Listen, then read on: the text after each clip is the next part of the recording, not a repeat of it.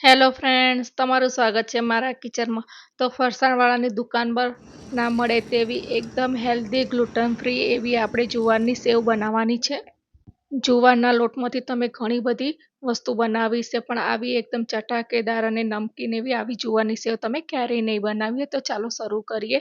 તો જુવારની સેવ બનાવવા માટે અહીંયા આપણે 1 કપ જુવારનો ઝીણો લોટ લેવાનો છે, જે આપણે જુવારની રોટલી કે રોટલા કરતા હોય ને તે જ લેવાનું છે. હવે આમાં આપણે મસાલા કરીશું. તો સ્વાદ પ્રમાણે મીઠું, હાફ ટીસ્પૂન હળદર, ત્યાર પછી હાફ ટીસ્પૂન આપણે લાલ મરચું પાવડર લઈશું. અહીંયા તમે તીખાશ વધારે જોઈતી હોય તો એ પ્રમાણે લઈ શકો છો. ત્યાર પછી હાફ ટીસ્પૂન આપણે કાળા મરીનો પાવડર લઈશું. એના લીધે આપણા સેવનો ટેસ્ટ ખૂબ જ સરસ આવે છે.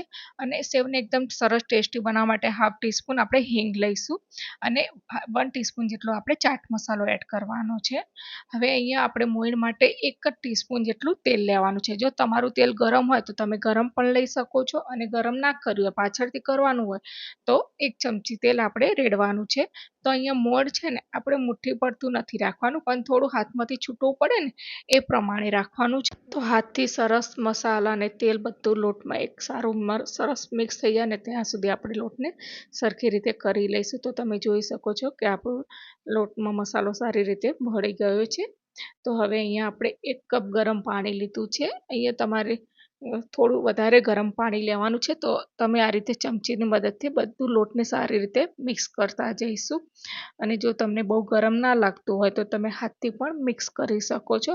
તો હવે અહીંયા હું થોડું હાથથી મિક્સ કરીશું કે જેથી આપણને ખ્યાલ આવે કે લોટમાં કેટલું પાણી જોશે.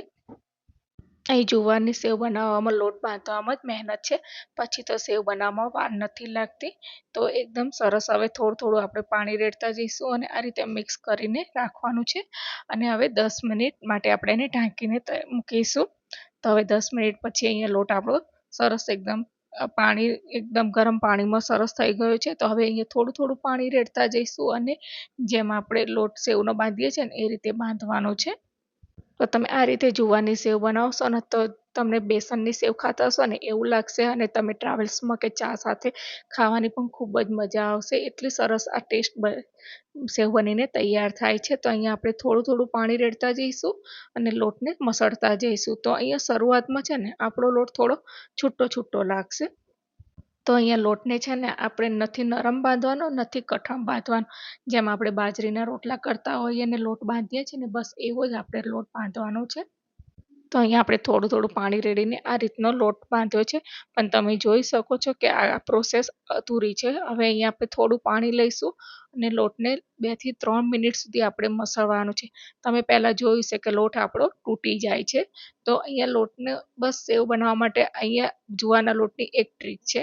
તો જુઓ 2 થી 3 મિનિટ સુધી આપણે લોટને મસળીશું ને તો આ રીતે થોડો સ્ટીકી બનશે. તમે ખેંચશો ને તો થોડો ખેંચાશે અને એકદમ તૂટી નહીં જાય. તો બસ આ રીતે આપણે જુવારનો લોટ બાંધવાનો છે. તો અહીંયા આપણે લોટને મસળતા 3-4 મિનિટ થઈને તો હવે તમને ઓટોમેટિક ડિફરન્સ તમને દેખાઈ જાય છે. તો હવે અહીંયા આપણો સેવ પાડવાનો લોટ તૈયાર છે. હવે આપણે સેવ પાડવાનો સંચો છે ને એ લેવાનો છે, અને એની અંદર જે ઝીણી કાણાવાળી જાળી આવે છે એ લઈશું, અને આ રીતે મશીનને આપણે તેલથી ગ્રીસ કરી લેવાનું છે. હવે અહીંયા લોટને આપણે એની અંદર સારી રીતે દબાવીને ભરી લઈશું. તો હવે અહીંયા આપણે મશીનને બંધ કરી દઈશું. હવે આપણે લોટને કોઈ જ રેસ્ટ આપવાની જરૂર નથી.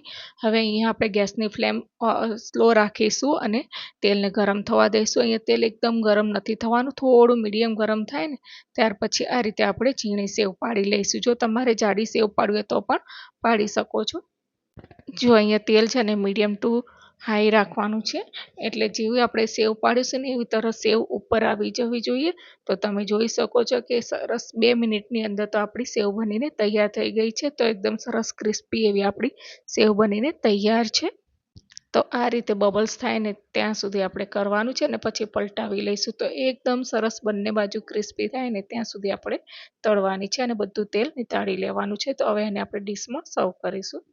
તો આ રીતે આપણે બધી સેવ બનાવી લીધી છે, અને 4 નંગ જેટલી આપણી સેવ બનીને તૈયાર થઈ છે. તો એકવાર આ રીતે જુવારની સેવ બનાવશો ને તો તમે બેસનની સેવ પણ ભૂલી જશો, ને એટલી ક્રિસ્પી બનીને રેડી થઈ ગઈ છે. તો તમે એકવાર આ સેવ બનાવીને મહિના સુધી સ્ટોર કરી શકો, એટલી સરસ ટેસ્ટી બને છે. તો મળીશું ફ્રેન્ડ્સ એક નવા વિડીયો સાથે. Bye, take care.